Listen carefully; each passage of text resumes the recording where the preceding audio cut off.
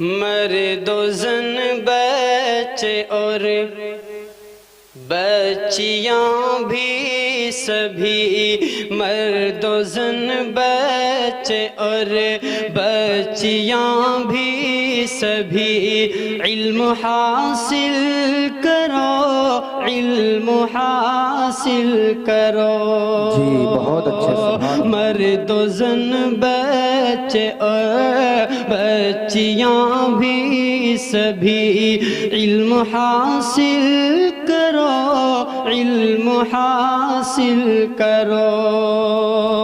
یہی فرمان رب، یہی قول نبی، یہی فرمان رب، سے کی طالبہ نشرہ بنت راشد، میں ان سے درخواست کرتا ہوں کہ تشریف لائیں اور اپنی تقریر سے سامعین کو محظوظ کریں۔ نشرہ بنت راشد۔ ایک جھولا تو دلوا دو، ایک تھیلا لیو، تھیلا بھاری مجھے چھوٹا السلام علیکم۔ الحمدللہ وکفا وسلام علی عبادہ الذین اصطفیٰ، اما بعد، قال النبی صلی اللہ علیہ وسلم خیرکم من تعلم القرآن وعلمہ، او کما قال علیہ الصلاۃ والسلام۔ ہمیں دنیا سے کیا مطلب، مدرسہ ہے وطن اپنا، مریں گے ہم کتابوں پر، ورکھوں کا کفن اپنا۔ محترم سامعین اکرام، آج کے جلسے میں آپ حضرات کے روبرو مدرسے کی مختصر حقیقت بیان کرنا چاہتی ہوں۔ مجھے آپ حضرات سے امید ہے کہ بغور سماعت فرمائیں گے۔ مدرسہ ایک بہت بڑی نعمت ہے۔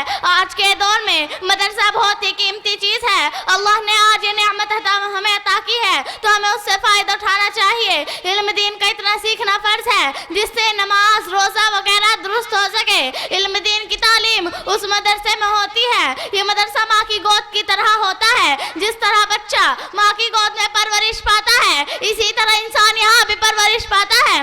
مدرسہ انسان کو انسان بناتا ہے۔ یہ مدرسہ چند افراد مل کر بناتا ہے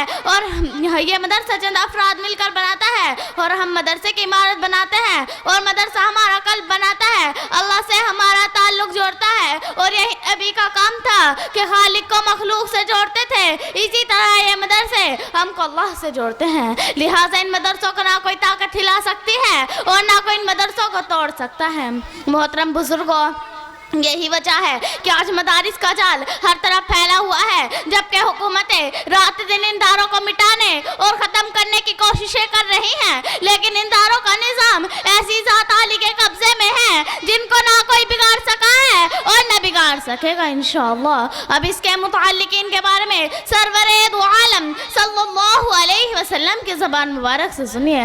حضرت انس رضی اللہ عنہ حضور پاک صلی اللہ علیہ وسلم کا ارشاد نقل فرماتے ہیں کہ اگر دنیا میں ان لوگوں کو دیکھنا چاہتے ہو جن کو اللہ نے جہنم کی آگ سے آزاد کر دیا تو طلب علم دین کو دیکھو۔ بخدا جو طالب علم صرف علم حاصل کرنے کی نیت سے کسی عالم کے دروازے پر جاتا ہے، اس کو ہر حرف اور ہر قدم پر 1 سال کی عبادت کا ثواب ملتا ہے۔ جنت میں اس کے لیے ایک شہر بنا دیا جاتا ہے، جہاں جہاں اس کے قدم پڑتے ہیں وہ زمین اس کے لیے استغفار کرتی ہے۔ صبح شام فرشتے اس کی مغفرت کا اعلان اس طرح کرتے ہیں۔ یہ ہیں جن کو اللہ نے جہنم کی آگ سے آزاد کر دیا۔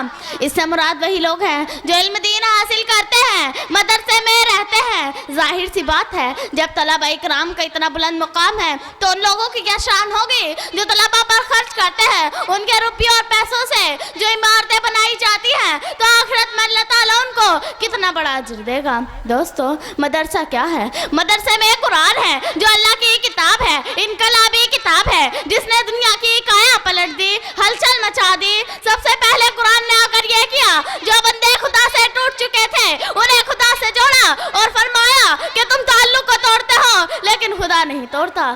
لہٰذا اگر خالق کا مخلوق سے تعلق نہ ہوتا، قرآن نہ بھیجتا، قرآن نے بھٹکے ہوئے لوگوں کو راہ دکھائی اور قرآن قیامت تک آنے والوں کے لیے مشعل راہ بن گیا۔ قرآن کریم کا کتنا بڑا احسان ہے کہ حضور کو محمد بن عبداللہ سے حضور سرور دو عالم صلی اللہ علیہ وسلم بنا دیا اور خاتم النبیین بنا دیا۔ بہرحال ادارے کا مدار طالب علم اور مدرس پر ہے۔ تعمیر سے اونچائی نہیں آتی بلکہ اس کا رشتہ اصحاب صفا سے چلا جس کے معلم سرور دو عالم صلی اللہ علیہ وسلم تھے۔ ہم یہ جس کے معلم رسول صلی اللہ علیہ وسلم تھے اور جس کے طالب علم حضرت ابوبکر صدیق، حضرت فاروق اعظم جیسے تھے، ہم یہ فخر سے کہہ سکتے ہیں کیا کوئی یونیورسٹی سے فارغ ہونے والا شخص اس طرح کا فخر کر سکتا ہے؟ یہ وہی دینی ادارہ تھا جہاں جبرائیل خود طالب علم بن کر آئے تھے کہ اور کہتے تھے کہ ایمان اور احسان کیا چیز ہے، قیامت کب آئے گی تو اس کے مرکز میں طالب علم بن کر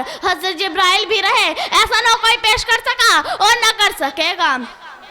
اللہ تعالی ہمیں ان مدرسوں کی قدر دانے کی توفیق عطا فرمائے۔ وآخر دعوانا الحمدللہ رب العالمین۔